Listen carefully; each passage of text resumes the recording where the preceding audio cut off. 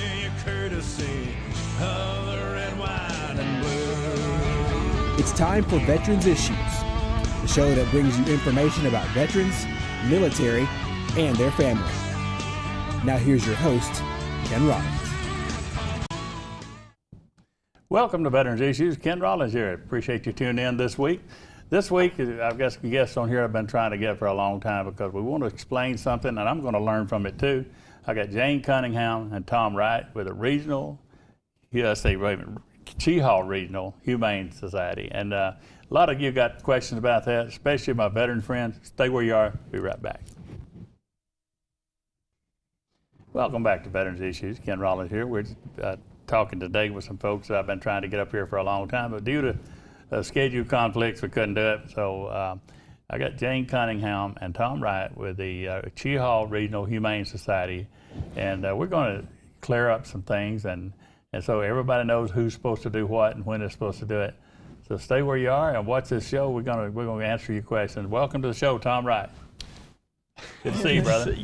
Jane, finally. Finally. So, thank you for having us. Well, finally. Thank y'all for coming. I know it's been rough, and Tom, well, first of all, Jane, why you're a successful business lady. I would say that worth millions and millions. No, I'm just putting you on the spot. But you're a business lady. Why did you you're the president of this organization? Why? Well, I've always loved animals, and I think I walked around just naive and oblivious to the need for something different in our area. We were literally having thousands of animals that were being euthanized in Calhoun County. Yeah, that was the organization prior to you. That was the past organizations that's had it, and basically it was looked at as strictly animal control, which was a housing facility. Yeah. No duty to find homes, no duties to put those animals out there in the public, or nothing in the press to give them a chance to be adopted. Basically, they felt like their only duty was to house them for 7 days to give the owners a chance to reclaim. Had no idea the conditions, how horrible it was out there, had no idea the numbers were just staggering that died every year. What are you doing different now?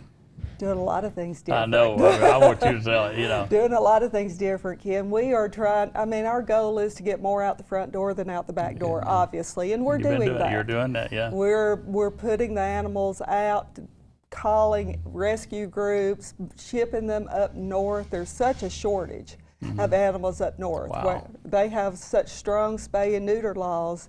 So they basically will beg for us to send animals up there. I have one rescue in Wisconsin told me last week they had built a new humane society. They had 12 animals in it. Wow. Tom, I got to ask you the same thing I asked Jane. We're going to come back.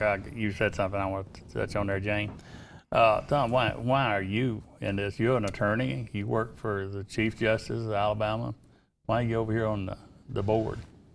Well, I did my time, so to speak, with the state, and looked forward to coming back. I was gone for 5 or 6 years when I worked for the Administrative Office of Courts. And Jane presented, well, let me back up. Like Jane, I've had animals all my life.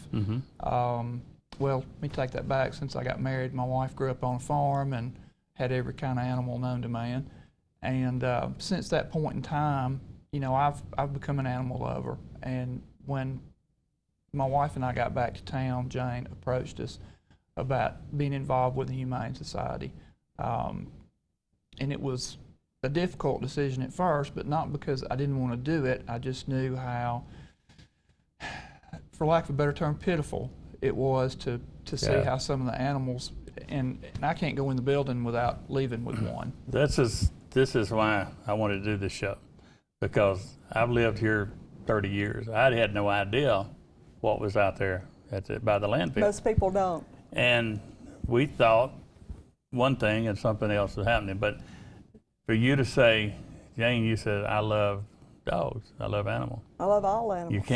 You can't do what y'all are doing just because you love an animal. And I know nobody's ever hurt any more than when you lose one that you've had the way you did a long time ago, and me too. Right. I'm a sissy when it comes to that, but I mean, Absolutely. If you ever have to put one down, which I had to do, that handoff is one of the hardest things I've ever had to do in my life. And I just can't imagine how somebody with the passion you have for animals could get into a position other than there's more going out the back door than to come. You're putting them in homes rather than putting them down. Well, when we have to have a kill day, it's very, very hard. Yeah. And, you know, quite honestly, it needs to be hard, regardless, to remind us of what we're doing and why we're Amen. there.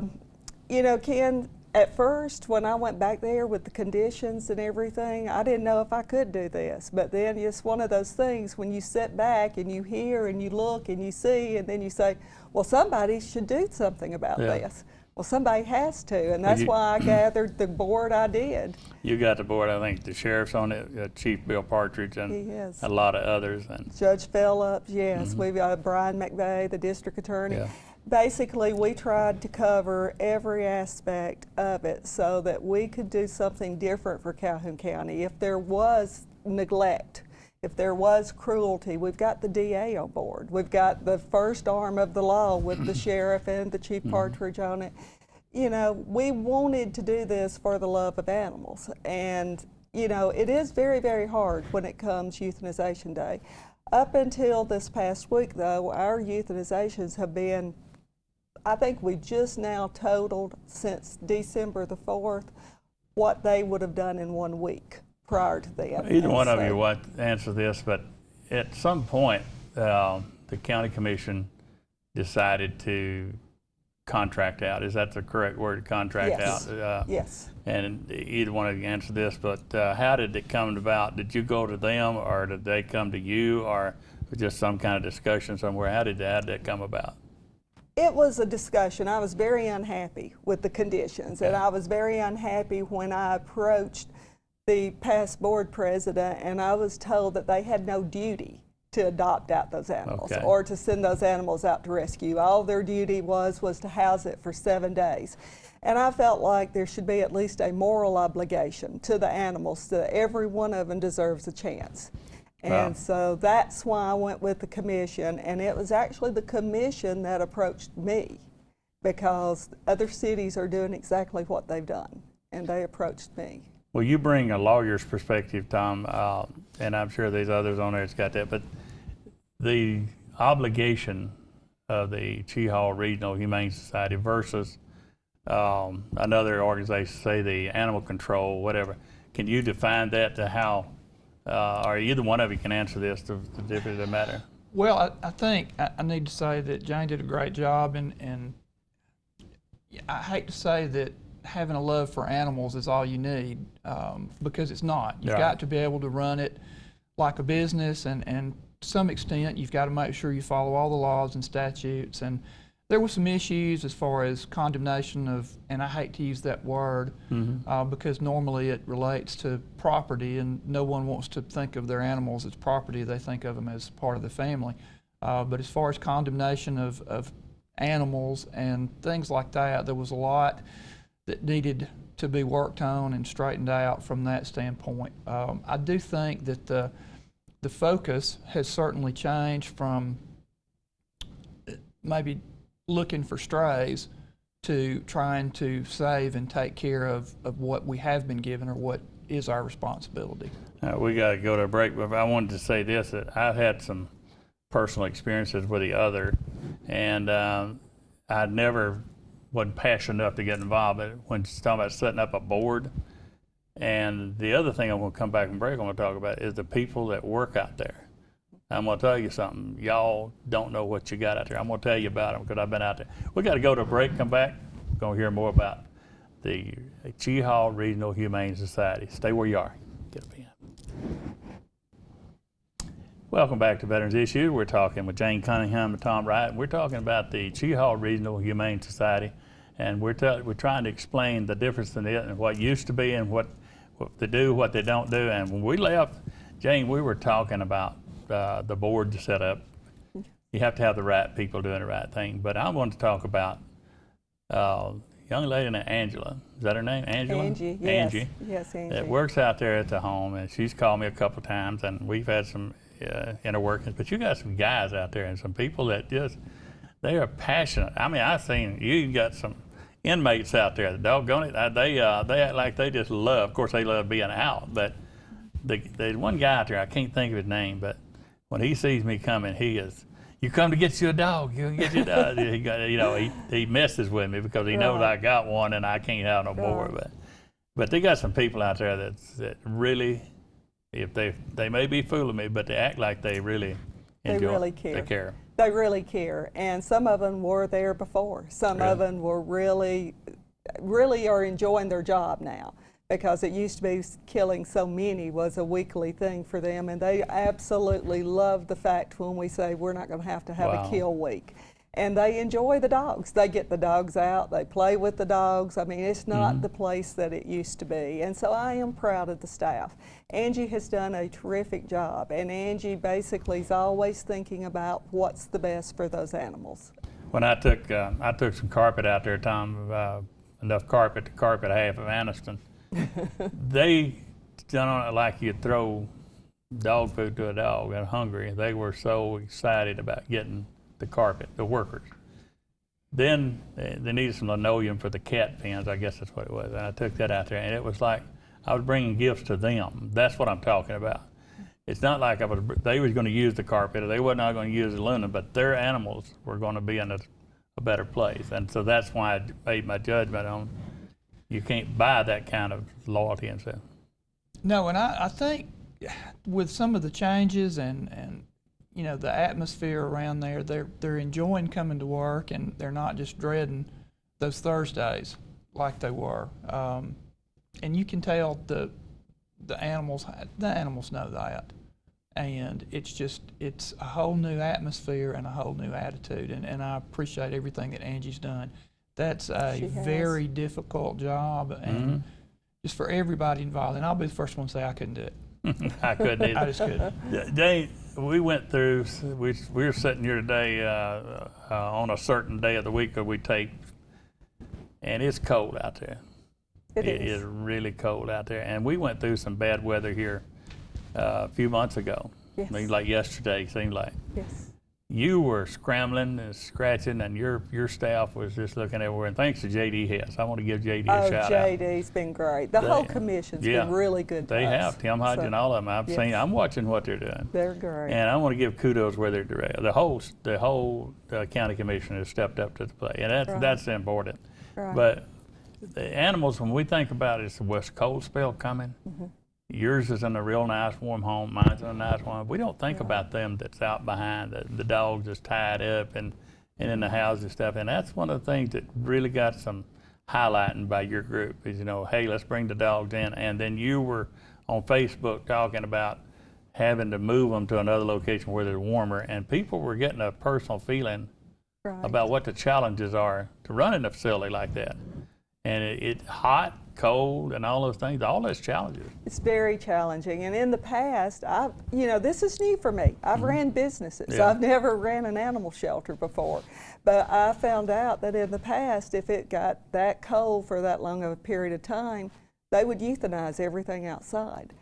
And when I was told that, I was asked if that's what we wanted to do. That was just not an option. Yeah. And so I called J.D., and J.D., I asked him for a building, and he provided one. And then the board, Phyllis Miller Deal, she brought in her trucks and her people, and they just went to work moving animals and setting up temporary stalls in the ag building, and it was wonderful. And People bringing heaters in. I had customers and friends bringing heaters in to help keep them warm during that time.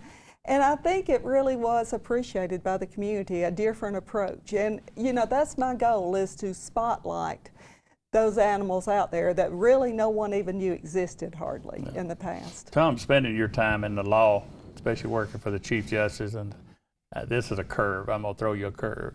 I don't normally do that. It's not a gotcha question, but it is something that if you feel, like people that are not nice to animals or hurt animals or just neglect animals, would you say that they probably don't do very good as citizens in the community?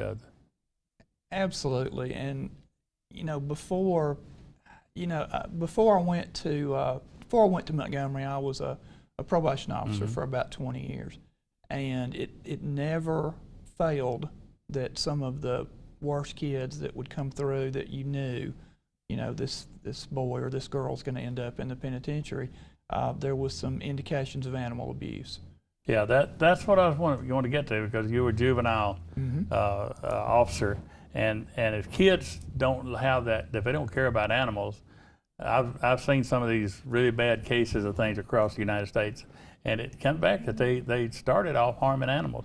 I've got a niece, I don't know if y'all seen this on Facebook, they've got some zebras and other exotic animals up in Aniana, and the zebras have names.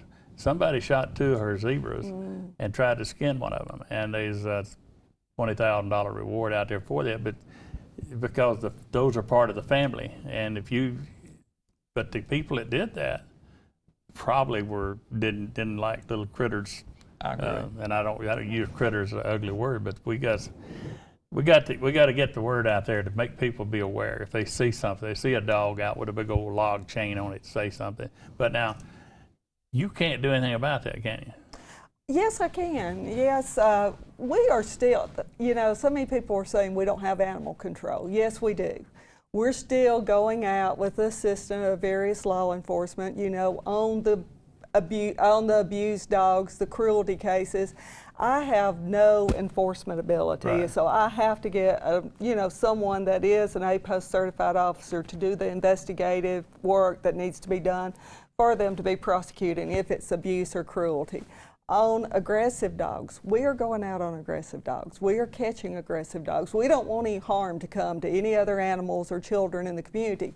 I think the difference is, Ken, we're trying to make people accountable for the ones they have. We want them to bring them to us, because people don't really want to think about what they're doing with their animals, and they need to see what they're doing with their animals. We got a little over a minute. I got to make sure I get this in there. There was a bill that went through the legislature, and it was I thought it was passed. It was HB 141 or something like that. It was spay-neuter bill. Right. If we're ever going to fix this problem, we can put Band-Aids on it. If we're ever going to fix it, would y'all say that's the way to go and do it? Absolutely. Yes. So when those legislatures out there watching, we need your help. We need your help. I'm looking right at you. We need your help to carry that forward. What a great thing you do to have your name on a bill that made it not these. And I see all the time people just dump litters on your. Oh, constantly we deal with that. And if they would just, we had one this weekend, I got a call, 3 little kittens that was thrown out on the side of the road in a Coke box. We're running out of time, so what I'm going to do, I'm going to cancel my last part of the show. We're going to finish out with them. Stay where, get you a pen, get some more. Be sure and write that phone number down, and we'll be right back more with Jane and Tom. Stay where you are. Welcome back. At this point, normally we would have news that you can use, but this is such an important story that we're telling, and that it is my veteran friends out there we're so mixed up as to what to do. Now we're getting a clarification. So, Jane, when we left, was talking about dumping the kitties out there, and you told me about that. It's not just the kittens, but there'll be litter, and then there's another litter, the same, without the spay and neuter thing. That's what I'm talking about. More than one litter comes in. Oh, constantly. And the kittens were about 2 weeks old. We had to find somebody that could take those and bottle feed those. And it was a good Samaritan that found it on the side of the road just because he was picking up the trash. We had it in the freezing weather, 13 puppies dumped outside in water in the Rubbermaid container left out of business. Please don't do that. Bring them to us. Let us find something. Let us offer to try to get your mom or your dog spayed, so we won't continue with this. We can help find a solution. Yeah, there was a movie years ago, and you remember, is that All Dogs Go to Heaven? Remember that? Right. At my house, we believe that. We believe that that God is these are His creatures too, and shame on somebody that would harm one. And I don't mean hitting it, kicking it, Michael Vicking it. I'm talking about somebody that just neglects it and don't give it the care that you would give a child or something like that. Well, don't give it a chance. Yeah. Right. My best or my first experience with what I knew was going to happen as far as me wanting to take everything down there was this gorgeous little kitten that a lady called and said she just can't take care of it. And of course now it has a home. It happens to be with me. But Jane and I literally about fought over the little thing.